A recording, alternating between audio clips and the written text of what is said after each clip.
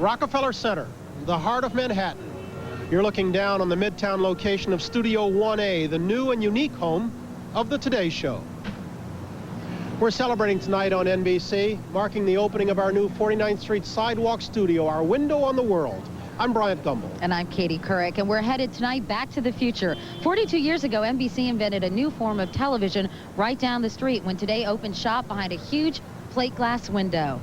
Monday morning, we opened a new chapter, and with a state-of-the-art studio, welcomed a new generation of viewers back to the set on the street. And now we welcome you with a special edition of Today at Night.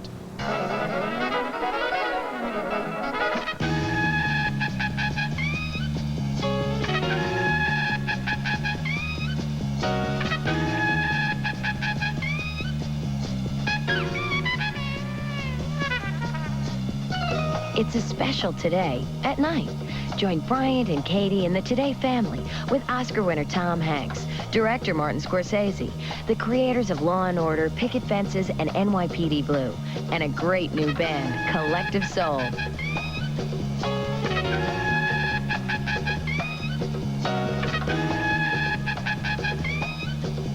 So stick around for the party.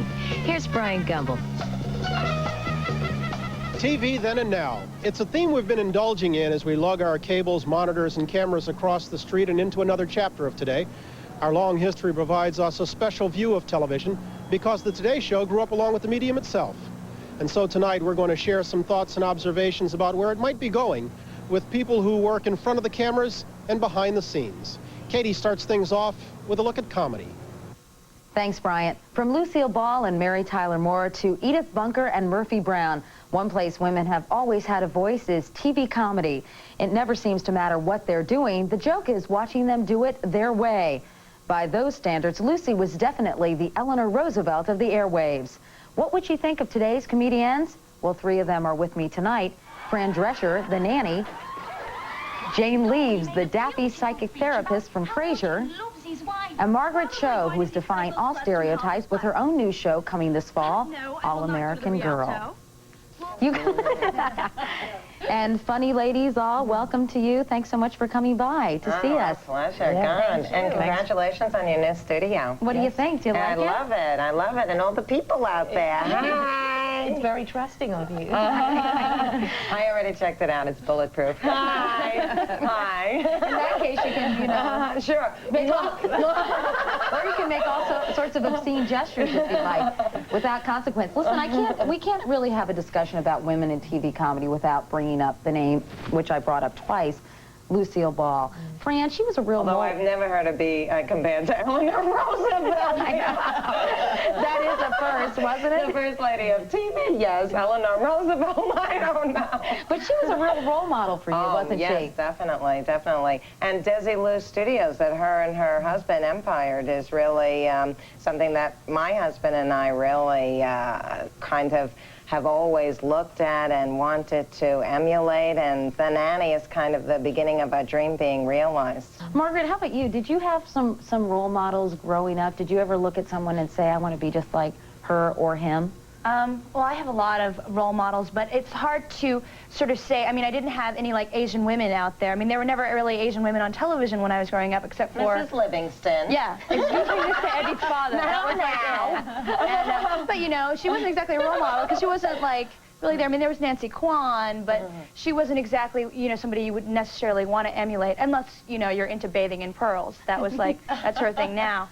But people that I really loved were like Lily Tomlin, I'm a huge fan of, and people now that I really admire aren't really necessarily women in comedy, but like people like Madonna I love because of that sort of sense of power and control, even though, you know, she sort of may have fallen a bit because of the whole Letterman thing and, you know, her career direction. But I just love the fact that women today, and people like Lucille Ball, had success on their own terms. That's such an exciting thing. They didn't have to fit into any stereotypes. They were themselves and fully accepted as themselves, and were successful because they were who they were. Jane, is there an equivalent? I mean, you're British. Is there an equivalent to comedians like Lucille Ball or Carol Burnett, women who really paved the way in this country? Well, I think for me it was more of a dramatic actress, although I think she is probably one of the funniest women alive, is Maggie Smith. I grew up watching people like her, and she really influenced me because she's able to sort of cross that line as well and go from comedy into drama. And I've never considered myself a comedian, but people call me that. But I'd rather call myself sort of a character actress along the lines of someone like her.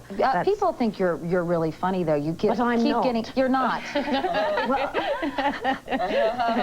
You'll be the judge. No, yes, I keep getting the funny parts. I think that's sort of, you know, when you do television, you do tend to get typecast into things, although the roles that I have been given have been very diverse. They've just happened to be all comedy. You know, a lot of the actresses I interview from the big screen are constantly railing against Hollywood, saying that women are not offered any juicy parts, particularly when they, you know, pass the age of 21 or something like that. Do you think it's better for women in television and women in TV comedy in particular? Oh, yes. Look at Candice Bergen in Murphy Brown. She sort of broke that again.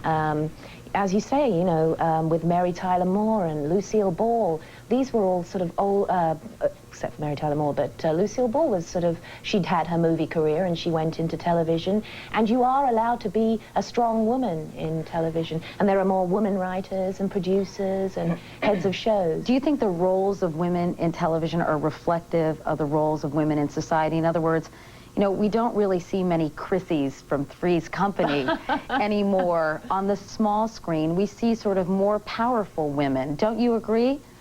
You know, I mean, I think that was representational of the time. It was a very kind of T&E genre, and everybody was into free sex and stuff, so a show like that was definitely going to be popular then. It probably wouldn't be as popular now if it were pitched to the network. But, you know, it's hindsight's always 20/20. You know, you look back and in the time, it was fine. It was enjoyable and entertaining. And while that show was on, there was the Mary Tyler Moore shows and everything else. I mean, I think that there's enough of a variety for everyone. I wanted to ask you, Margaret, you know, with your new show, you're going to be sort of poking fun at Asian American stereotypes. Your big line is, I'm Korean, but... I don't have a store or anything. Right, exactly. Well, not anymore. Oh. No, yes, it's true, but it's more, what we're doing is we're taking, sort of exploring the Asian American family in a sitcom format, which it's just like a regular sitcom about a family, but the twist is that it's an Asian American family, and we want to show what happens when the doors close, what happens at dinner, what goes on. I mean, sort of demystifying that Asian, you know, mystique. In this PC environment, see any risks so to that? So you won't be eating any doors? No. Okay. Not at all.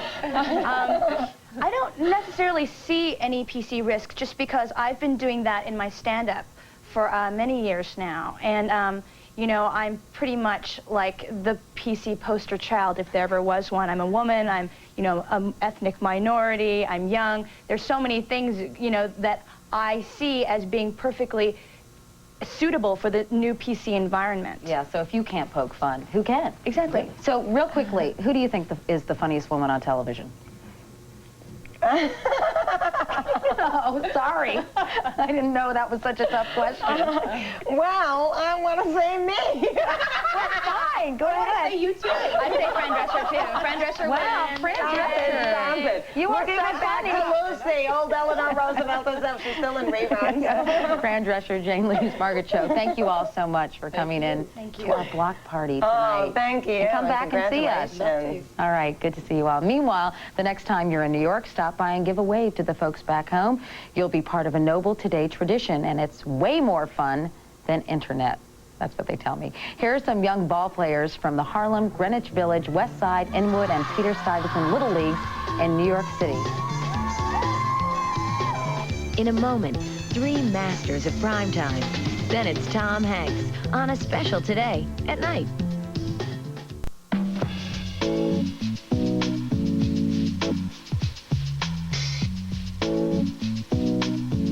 Don't take it personally if your friends don't answer the phone anymore after 9 o'clock. Chances are they're already engaged. Book for the evening with one of television's primetime dramas. Complete with compelling characters and complex stories, today's best efforts rival the dramas of TV's so-called golden age. Take a look at these clips from three of the best shows out there. Joining us now, three of the best in the business of modern TV drama. David Kelly, a lawyer who produces Picket Fences. Dick Wolf, executive producer of Law & Order. And Stephen Bochco, the man who created Hill Street Blues in 1981, L.A. Law in 1987, and this year gambled and won again with NYPD Blue. Gentlemen, good evening. Thanks all for being with us. Stephen, let me ask you first, give me the essential ingredients of a successful adult TV drama. Well, real good storytelling,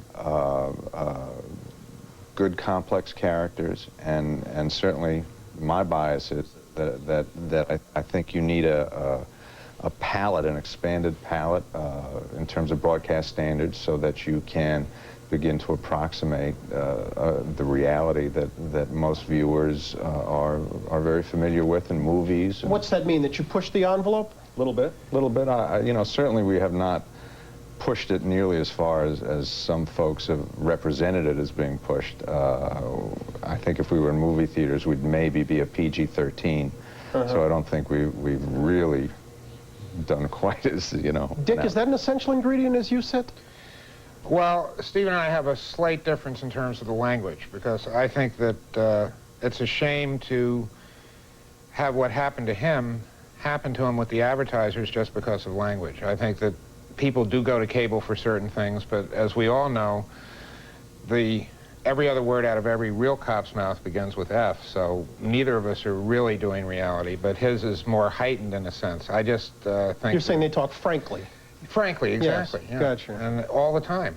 The real problem is the advertisers, because they're the ones that have really exposed their hand this year with Stephen's show. It's a top 20 show, and they couldn't get advertisers to pay what was a fair price up until about 2 weeks ago.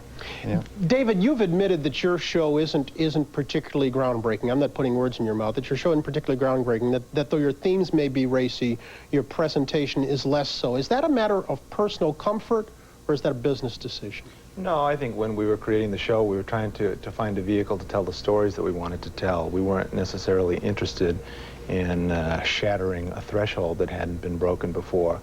Where our show, I think, has been slightly groundbreaking, however, is in its expanse. We're not a show with a franchise. We're a show that's really about a community and about society. So that makes us have to go for stories. If we begin a story that starts in the police arena or the medical arena, we have to find how that story accesses the nuclear family as well as society at large. So in the sense that our stories pervade a bigger expanse, I think it is different. Dick, you stay away from those personal items as you tell your stories. How come? Well, it was a way, to differentiate the show. We have to do so much in 1 hour, that half of it being a cop show and half of it being a lawyer show, that really we don't have time for their personal lives. And one of the things that's always fascinated me is that if you think about your day-to-day work life, most people do not really know that much about the lives of their coworkers, unless it's a small community. I mean, in a large city, people, when I was in advertising, I had no idea where people lived, what their wives look like. You'd leave the office at the end of the day, and except for 2 or 3 people you were maybe really close to, you had no idea how they lived. And what we've tried to explore is that workday environment on a daily basis in law enforcement and the judicial system. Stephen, I think it was Roy Cohn that said never write a letter and never save one. Words do come back to bite. A few years ago, you wrote an op-ed piece for the LA Times and went off a little bit. You said, I'm quoting part of it, let's be honest about it. If television was a dog, that dog wouldn't hunt. It's not very smart, it's not very funny, it's not very truthful or very real, it's not very enlightening, and only occasionally thoughtful. In short, it's just not very good. Present company. If that's how you feel, how come you stay in television? Well, it's an extraordinary medium, and it does generate, as my colleagues prove, wonderful drama, wonderful work now and again, but there's so much that goes on. And Dick and I were discussing earlier, you know, the talent pool is finite, and so given the voraciousness of the medium, an awful lot of what gets out there is terrible. Nevertheless, I think these gentlemen and myself continue to strive for a level of excellence that you don't see too much of. Closing thought, 20 years from now, the best TV dramas, what do they look like? I don't know. I really don't know. I don't know whether... Will they be bolder than what we see today? Oh, assuredly. Assuredly they will be. Great writing. It's always going to be great writing. Writing will still carry it. It always will. This is a medium that you do 22, 24 episodes a year, and when you get up to the third, fourth year, the only thing that keeps these shows going is the great writing, because the actors, if you don't give them great writing, even great actors just will phone it in. David Kelly? I would agree with that. I think the technology may change. There may be a lot of innovation between now and 20 years from now, but basically there will always be a need for storytelling and character, and that goes to the writing. David Kelly, Dick Wolf, Stephen Boschko. Guys, thank you very much. Congratulations. Continued success. Thanks, you. Thanks, Brian. Now back to 49th Street for some real-life street life. The national champion step team from Clara Barton High School in Brooklyn.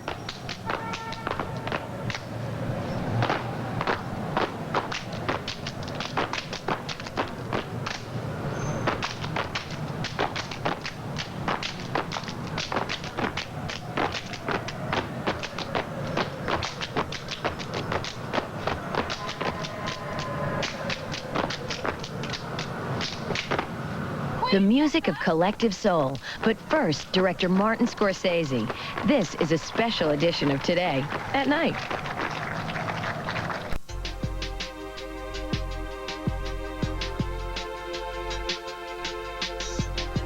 The Today Show has always been a wonderful showcase for new talent, and now that our backdrop is the entire city of New York, well, the possibilities are endless.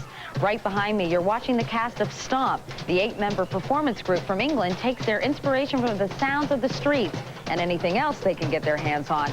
They played all over the world and are now appearing at the Orpheum Theater in Lower Manhattan. Got a trash problem in your town? Try this.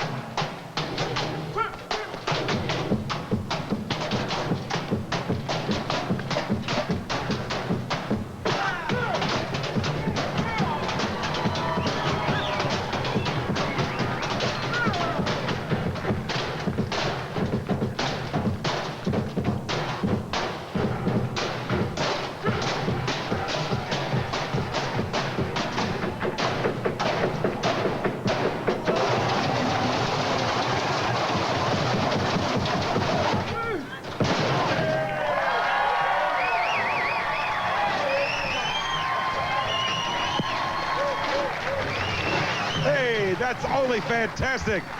Oh, that's terrific.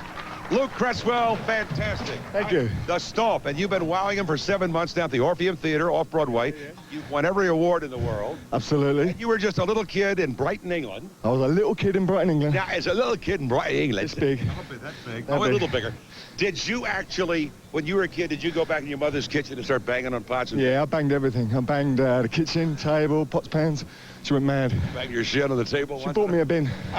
And this is really how you started. You were, what do you call them in England, a street? Just street performer, just playing on the streets, doing stuff. Are there any difference in cans? Do some cans make better bangers than others? Yeah, the British cans are better, I'm afraid. The British are better than the American can? Yeah, you'll make this an American can, and that's sad. Let me see this can. Why is this an inferior can compared to an English can? I only used it once. Now tell me this, how many cans do you go through a year? A year? Yeah, or a week? Oh, a week, about 20 a week. All right. Of these? That's good. Well, let's see. One of those. Okay. Well, listen, thanks again. I just want you to know this show runs on Broadway. Absolutely. You're starting another show that's going to tour the country. Yeah, we start in September. Best of everything. Luke Cresswell, the fabulous Stomp. Okay, now back to Matt Lauer, the NBC newsman, okay? You go. Now back to Matt. Now back to Matt. Now back to Matt. Now back to Matt. All right, Willard, thank you very much. You know, New York has always been a great town for journalists. From Damon Runyon to Jimmy Breslin, reporters have always gotten their inspiration from the magic of the street. And the Today Show is no different from its earliest days and now again today. We've gained perspective from the people who pass by. We know we'll learn things from the streets that we can't learn inside. So here is a street-level view of New York with an assist to New York Times reporter John Tierney, who writes a column called The Big City.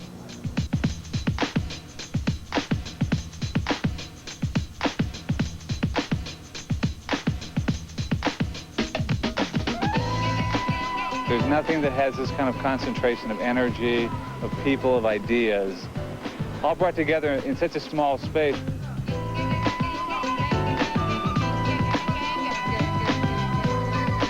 In New York, you don't need a destination. You don't have to plan your day. You just have to go out the door, start walking, and something will happen. You'll have a story to tell. And there's always the possibility of seeing anything. You see models, you see people who haven't looked in a mirror in 10 years, you see people who are falling in love, you see people who are falling apart.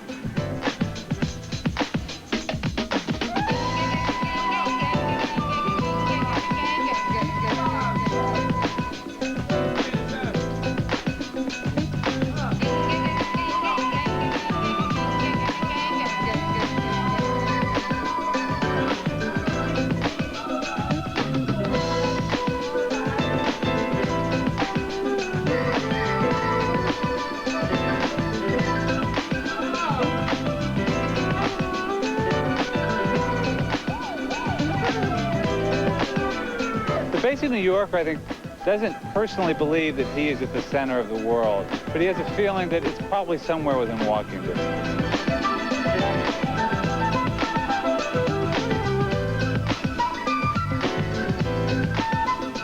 Artists and filmmakers have also always been inspired by New York, and Martin Scorsese is a director who certainly is one of the most passionate fans of this city. In Mean Streets, Raging Bull, and The Age of Innocence, the city played as important a role as many of the characters. Marty, it's good to see you. Good seeing you, yeah. Your body of work is one of the most New York-centric of anybody I can think of. Why this town? Well, first, it's the town where I was born. I live here. And I've always been attracted to stories about New York. I mean, when films came out of the studio system, and when they left the actual studio system in terms of being made in studios, they were made in the streets by people like Cassavetes and others, it kind of broke open everything, and the energy of this city is what does it. Everybody the energy talks in the about, streets. though, energy. Yeah, What yeah. energy are you talking about? Well, look around us right now. You could feel it, you know, you could feel it. The energy, I mean, to be specific, just getting to the editing room. You know, if you're editing in the Brill Building on 49th Street and Broadway, trying to get crosstown, the city has a life of its own, and it goes about its own business. It isn't a town that only does one thing. It's a very special town. It's a very special city because it's in a sense neither fully European, it's neither fully American. It's in the center of everything. You talk about running the gamut. There are extremes here, and you've shown them in The Age of Innocence. Yes. It's the high side. In Goodfellas, it's the low side. Is it the fact that there's nothing generic about New York? That's the middle side, actually, in Goodfellas middle. It can go lower, you're right. Is it the fact that there's nothing really generic about this place? No, there isn't, and it can happen. There isn't anything generic about it, and is that it's a series of cities in one. The different ethnic groups, you have different, so many different neighborhoods, incredible diversity of culture. But I must say, just being in the city midday or early morning, the energy that you get from the people walking by, passing you, you bring that to your work. There's no doubt. If there is a time where Martin Scorsese needs inspiration, what do you do besides the walk in the middle of the day? What type of event do you take in? No, I don't usually walk in the middle of the day. But you get in a cab. Yeah, exactly. That's exactly what it is. A yellow cab with a driver who's fairly sane. About 2 in the morning. Good luck. You know, well, you can find them. About 2 in the morning, from 86th Street down Broadway all the way downtown. And it's quite, the ride flies, especially in the summertime. You keep the windows open. It depends on what music he's playing. But it's the most invigorating, and it's a little chancy at times, but it's not bad. We look forward to seeing a lot more New York scenes in your movies. Okay. It's good to see you. Good seeing you. Marty Scorsese, thanks a lot.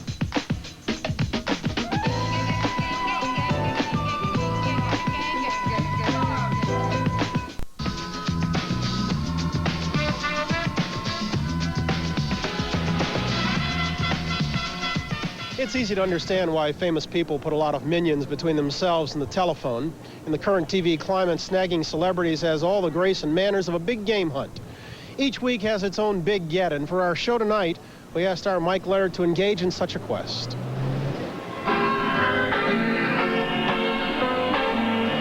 Start spreading the news. Bad news, I might add, to the producers who are counting on me to deliver a big-name interview guest for this primetime show. Big names bring big ratings, which is why the big bosses ordered me to corral Mr. Sinatra. And, well... I've got you under my skin. Well, obviously I didn't get Frank Sinatra, but isn't he the next best thing? Nick Ednetti has made a career out of imitating old Blue Eyes. I've made a living out of scanning the old Sky Blue Yonder for characters who never quite fit into the Rat Pack, like the Wisconsin man who works in a Limburger cheese factory, or the Louisiana folk who run this cricket farm. Lucky me, can't. Now here I am, headed for the highest hills in celebrity land, all the while praying for a sign from the heavens that Mr. Sinatra will Look down. kindly upon my plight. Mike, you're insane. Anyone knows an ant can't move a rubber tree plant, but Especially since this rubber tree plant is coveted by much higher forms of media life. Not to mention those aggressive syndicated types, like Diane Diamond of Hard Copy, and Steve Dunleavy of A Current Affair. I would walk over broken glass and across the Gobi Desert on my hands to get an interview with Frank Sinatra. You want Frank Sinatra? I'd love to have Frank Sinatra. We all are working on the same things. All angling for the same fish. And where in this big old sea of famous faces does big old Frank weigh in? The great white shark. what a world. What a feeding frenzy, caused by our insatiable appetite for whomever rates as the current catch of the day. You can go to extremes with impossible schemes. I couldn't picture myself doing that, which is why we took the more civilized approach and politely asked the people at Capitol Records to comment on Mr. Sinatra. Unfortunately, no one at Capitol Records would speak to us on camera. So we hustled over to the office of Frank's manager, Mr. Sonny Golden. Unfortunately, no one at Mr. Golden's office would speak to us on camera. Finally, we camped in front of where his publicist works. To be young at heart. Did she talk to you? No. No. She, of course. You have a publicist so that they can't speak. And now the end is near. As a last resort, we flew to this resort, Vegas, the chairman's playground. The final curtain. My friend. We asked Joey, the singing bellman at Caesars, to comment on our chances of bonding with Frank. Taxi, please. Got two chances, Slim and none. And Slim's already left town. And there I was, close behind, empty-handed, no Frank. Unless, of course, you'd be interested in a certain substitute guest. Ring a ding ding, Daddy. I did it my way. Regrets. Well, Mr. Sinatra did not return our calls, but luckily our next guest did, and he's a very big get as well, I might add. In March, he won the Academy Award for Best Actor for his remarkable performance in the movie Philadelphia. And now his new film, Forrest Gump, is opening around the country on July 6th. Tom Hanks, hello. Thank you. Hi. I gotta start playing Vegas. I know, really. Well, then they can't get to you, you see, when you're there. I'll leave it up to the singing bellman to handle the Today Show from here on in. How did you like that as an introduction? My, lots of pressure here, Tom. Well, you know, I followed. No, I was going to say I followed bigger, but I haven't. Not the chairman of the board, Mr. Francis Albert Sinatra. But you are big in your own right. I mean, you've had such an incredible year, Tom. Do you ever think to yourself, wow, 10 years ago I was doing Bosom Buddies and now I'm on the cover of Vanity Fair? I'm constantly reminded about the fact that 10 years ago I was doing Bosom Buddies. It's you know, it's wild, and in a lot of ways it's everything that it's cracked up to be, you know. Especially that moment is everything that you could possibly imagine. What, the... receiving the coveted statuette. Right. You know? Oh, you're speaking about your Oscar. Well, yes, yeah, my trophy. What was that like? I mean, that must have been an incredible experience for you. Well, you know, you'll get a yes out of me on that one. It's really true. It's actually a very personal moment, in all honesty, that plays itself out in front of 3 billion people. You know, my family is there, and everything that the build-up is supposed to be is, you know, it's a very palpable kind of thing, and then they announce your name, and your heart starts popping like a, you know... Big brass band. Like a big brass band, and you have a river of plasma shooting through your brains, and you get up there, and you stumble around, and then you get off. It's that thing that we've been emulating ever since we were little kids, you know. Everybody who puts on a tuxedo, even if it's just for the senior prom or for their cousin's bar mitzvah, always kind of says, you know, I'd like to thank you know, the Spaghetti Brothers for making this all possible. But, you know, your next movie is called Forrest Gump, and I went to see it, and I noticed it didn't say Forrest Gump starring Tom Hanks. It said Tom Hanks in Forrest Gump. Well, now, Katie, I don't want to burst your bubble, but I've been above the title for a few pictures. Oh, you have? Yeah, That's yeah, not a first, huh? There's been a couple. I've never been alone up there before. I thought it was a new post-Oscar thing going on there, but it's not that unusual for you, then. Well, I am trying to cachet that whole one-name thing kind of into just describing who I am. What was it about this movie, Tom, that made you want to do it, Forrest Gump? Well, as you probably know, I don't think anybody could describe this movie on one hand. If what's it about, you'd be lost in trying to tell. It's about all the time that we've spent as Americans since 1952 to the present day, as told by this very kind of pure and simple man who's describing how he got his first pair of shoes. Who's wise beyond his IQ. Well, yeah, but you know, it's actually, I think that it's a tiny, very intimate and emotional story that is housed inside this multi-million-dollar epic motion picture with a cast of thousands and scenery from all around the world. And unbelievable special effects, we should add. Yeah, pretty unbelievable. It's sort of whimsical in tone. I thought it was a little garpish. Would you say that's Garpish? true? Well, you know, it reminded me slightly of The World According to Garp in terms of it was sort of, there were some sort of fantasy elements. If all movies must be compared to other films, no, I mean, it's I'll unique. take that one. I will take that. But do you know what I mean? Yeah, a little bit. Yes, I think that's part of it. There's also that zealot quality to it. There's also being there. And Lawrence of Arabia. I say if you take all those movies and chuck them all together, you'll have Forrest Gump. We have a clip from the movie, Tom, and the one constant in Forrest Gump's life is his childhood friend, Jenny. And in the scene we're about to see, Forrest has a proposal. Let's take a look. Will you marry me?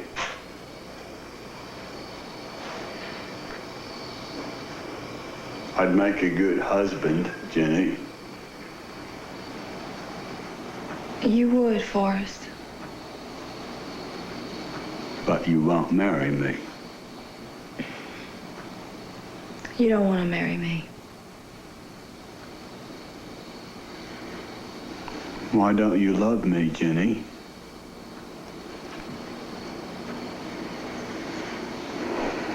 I'm not a smart man, but I know what love is. What did I tell you? Is that not Lawrence of Arabia? Is that not the most incredible epic motion picture?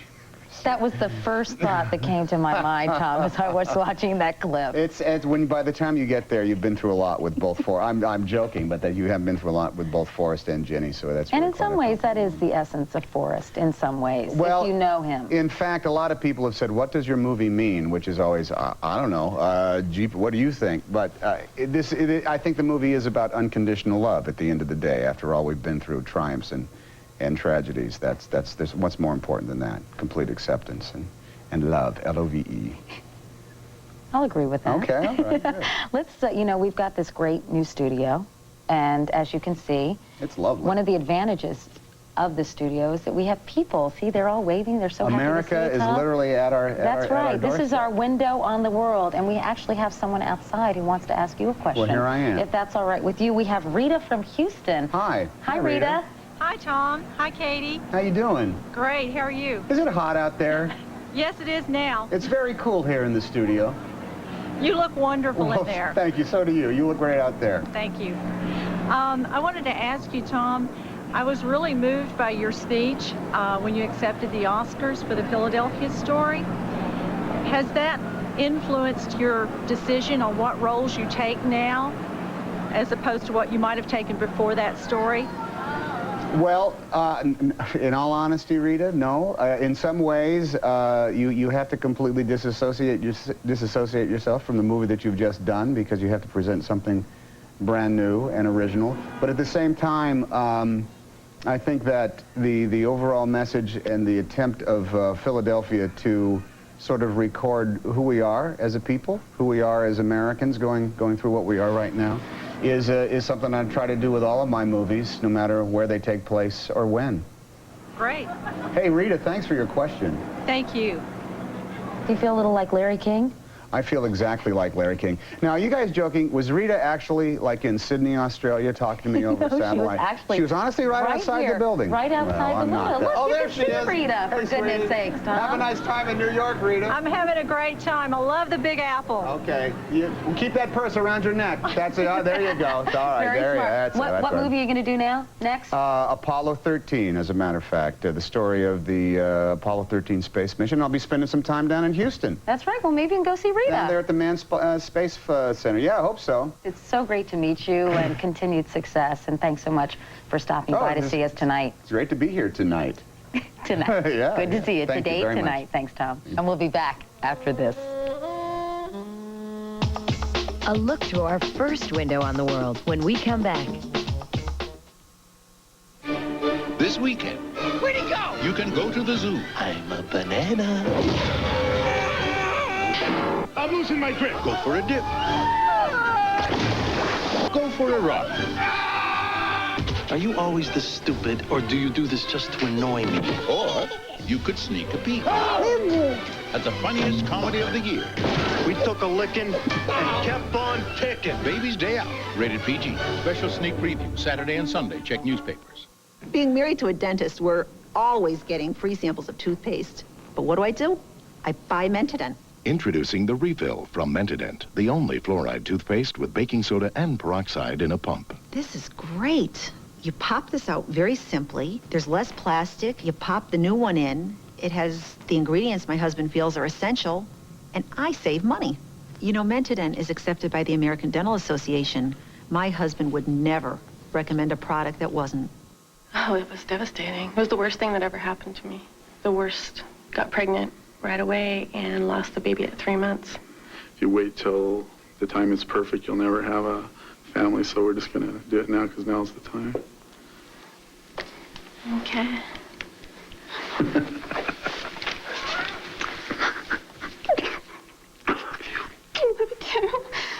So we'll see, huh? We have a baby. New EPT, the fastest one-step test. This is Today at Night on NBC.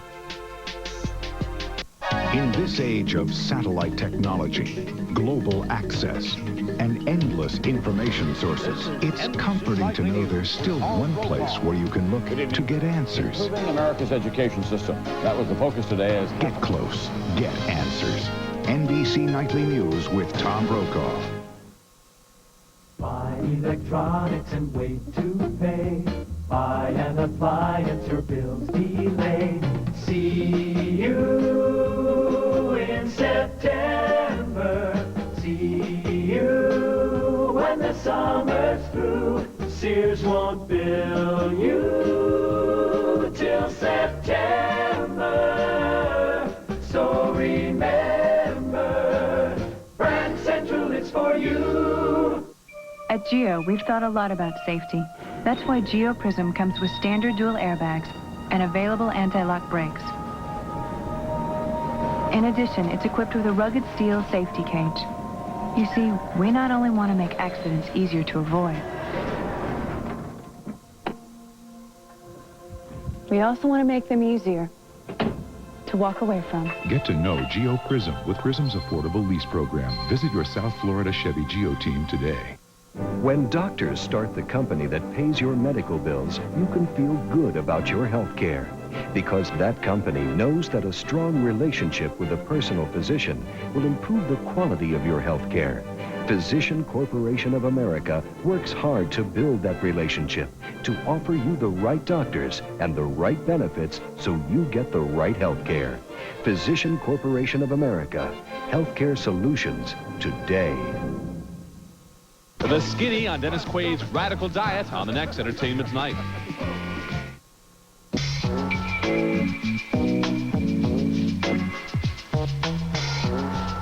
When Today first went on the air back in 1952, the producers wanted their sidewalk studio to be a window on the world, a daily link between everyday people and the people who make things happen. It was incredibly ambitious, and onlookers were fascinated. Inside, Today Show staffers were lured to the window, too, by something much more elemental, the faces looking in. Here's Gene Shalit with their portrait. Dave Garroway woke the nation each morning to a passing parade of people in all their variety and every walk of life. It's today, and here's Dave-O. Hey, Marino.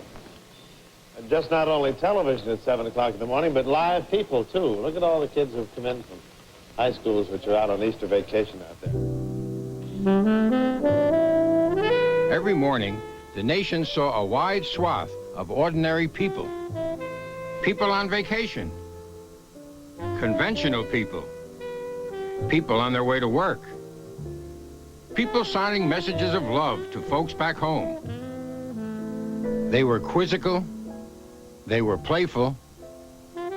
They were mischievous. We hope to keep you more free, more informed, because I believe, as I hope you do, that an informed people tends to be a free people. Dave Garroway spoke of his vision of the program to prepare today's viewers for each day's waiting world. News, features, impressive guests, movers and shakers, but perhaps the people in the window were the most important of all. I know that you know that. Today became the nation's looking glass, a movable feast of faces, like a Norman Rockwell painting come to life in black and white. Nor was it bound within its frame. Through window and beyond came marching bands, precision drills, a regal J. Fred Muggs. Time has not diminished these faces of 1952 and 54 and 56. They remain a part of today, holding a mirror to America, revealing, rewarding, still resonating with the nation's heart. Now, in 1994, we begin anew, a fresh daily portrait of America. Our canvas is that plate glass. These cameras are our brushes recording the faces of our nation. Natural, unrehearsed, spontaneous. The people at home watching the people on today, who watch the people on the sidewalk, who touch the people through gesture and sign, from Bangor to Boston to Butte. A meeting place for today and for years to come.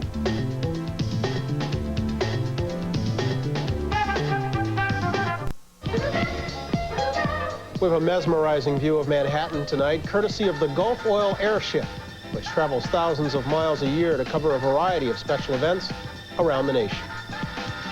Time now to consider another starry subject for a moment, and that's music on television. It's always had a powerful attraction, even in the morning. Back in 1952, millions were up early to watch Duke Ellington's Swing on Today, and we've kept that tradition alive for 42 years. Tonight, we welcome Collective Soul, a group making its network television debut with a song from their new CD. The CD is called Hints, Allegations, and Things Left Unsaid. The song they'll play is Shine, which is already #1 on the album rock charts. Here's Collective Soul.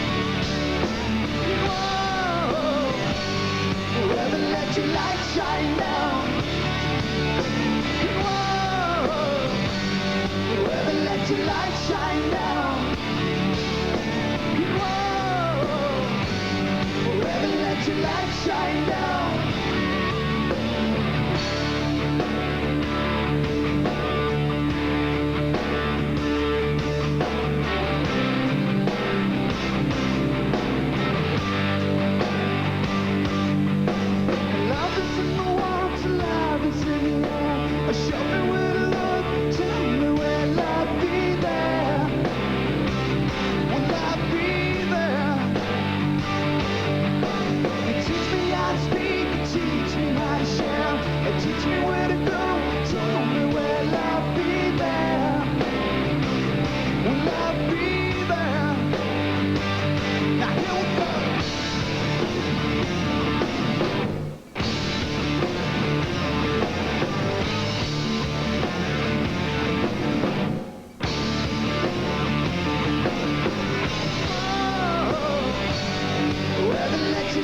shine now.